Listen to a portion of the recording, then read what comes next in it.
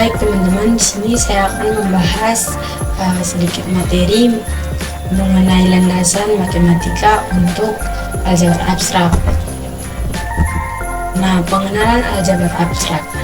Aljabar abstrak merujukan pada cabang matematika yang mempelajari struktur matematika umum seperti grup, cincin, dan ruang vektor.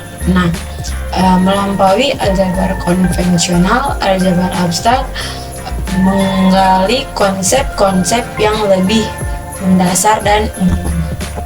Definisi fungsi aljabar abstrak. Definisi fungsi aljabar abstrak. Dalam konteks kriptografi, fungsi aljabar abstrak dapat digunakan untuk menghasilkan transformasi matematika yang kompleks yang menjadi dasar dari algoritma kriptografi. Dalam kriptografi juga, aljabar abstrak sering digunakan untuk memodelkan operasi-operasi matematika pada struktur aljabar tertentu. Aljabar abstrak memberikan kerangka kerja matematika yang kuat, umum, merancang, dan menganalisis algoritma kriptografi. Beberapa konsep kunci dari aljabar abstrak yang sering digunakan dalam kriptografi melibatkan grup seperti lapangan atau file dan kurva eliptik. Nah, definisi dan konsep dasar aljabar abstrak. Yang pertama, definisi.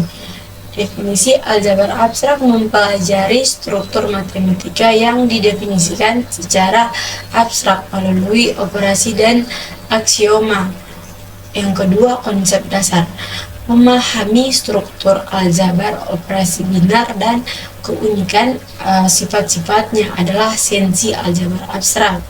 Yang ketiga, properti aksioma. Nah, aksioma aljabar abstrak yang mendasar seperti kumulatif, asosiatif, dan distributif memainkan peran penting. Nah, struktur aljabar abstrak. Yang pertama, grup. Struktur matematika dengan sifat-sifat tertentu seperti operasi biner dan invers. Grup adalah himpunan bersama dengan operasi biner atau biasanya disimbolkan dengan bintang atau kali yang memenuhi 4 properti utama. Penutupan. Yang pertama, penutupan. Untuk setiap A, B dalam grup A, bintang atau dikalikan B juga dengan grup. Yang kedua, asosiatif. Untuk setiap A, B, C dalam grup, A dikalikan B dikalikan C sama dengan A dikalikan dalam grup B dikalikan C. Yang ketiga, identitas. Nah, terdapat elemen identitas E dalam grup sehingga untuk setiap A dalam grup A dikalikan E sama dengan E dikalikan A sama dengan A. Yang keempat, inverse. Nah, inverse setiap A dalam grup terdapat elemen inverse A1 A sampai 1 sehingga A dikalikan A inverse 1 sama dengan A inverse 1 dikalikan A sama dengan E. Nah, cincin. Yang kedua, cincin. Cincin memiliki 2 operasi biner, biasanya penjumlahan dan perkalian serta sifat-sifatnya yang unik. Dalam teori cincin, fungsi bisa didefinisikan antara cincin atau dari cincin ke struktur matematika lain. Sebagai contoh, homomorfisme cincin adalah fungsi antara 2 cincin yang memelihara struktur cincin, yaitu F dalam kurung A ditambah B sama dengan FA ditambah FB, dan F dalam kurung A dikalikan B sama dengan FA dikalikan FB untuk semua A, B dalam cincin. Yang ketiga, ruang vektor. Struktur aljabar yang melibatkan vektor dalam dan ruang linear. Penting dalam fisika dan ilmu komputer, ruang vektor adalah struktur aljabar yang memenuhi sejumlah properti seperti adivitas dan homogenitas. Nah, berikutnya grup dan sifat-sifatnya. Yang pertama, komutatif. Grup dengan operasi yang komutatif atau abelian. Yang kedua, identity element.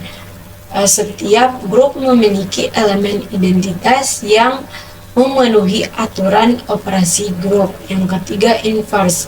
Setiap elemen dalam grup memiliki elemen inverse yang menghasilkan identitas ketika dioperasikan bersama.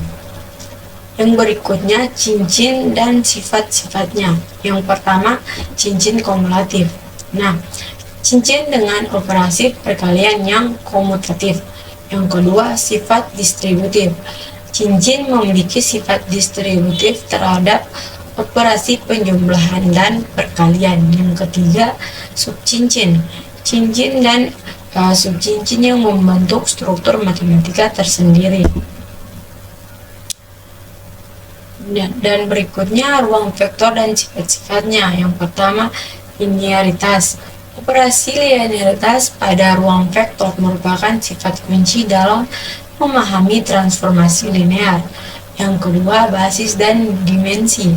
Nah, konsep basis dan dimensi ini ruang vektor sangat penting dalam aplikasi fisika dan komputasi. Transformasi yang terakhir, transformasi linear. Penerapan prinsip ruang vektor dalam pemetaan linear dan transformasi dalam ilmu komputer.